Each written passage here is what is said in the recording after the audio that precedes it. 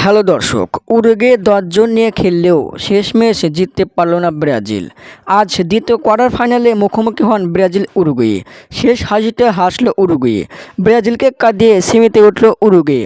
Argentina ভক্তদের মহানন্দ, Brazil বিদায়। Copa আমেরিকার থেকে ব্রাজিলের স্বপ্ন ভঙ্গ করে দিল উরুগুয়ে।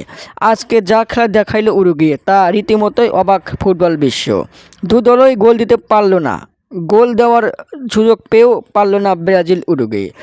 আজকের ম্যাচেও দেখা মিলল ফাউল, ব্রাজিলের ফাউল করেছে বেশি, হলুদ কার্ডও খেয়েছে বেশি।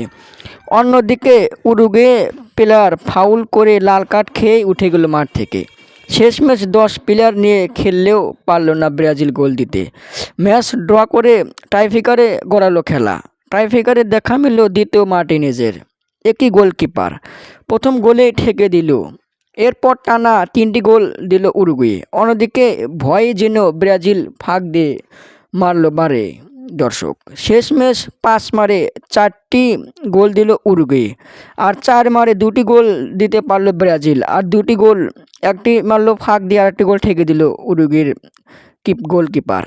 দর্শক, আপনাদের মতামত কি? ব্রাজিল তো বিদায়, কমেন্টের মাধ্যমে জানিয়ে দিন। ধন্যবাদ।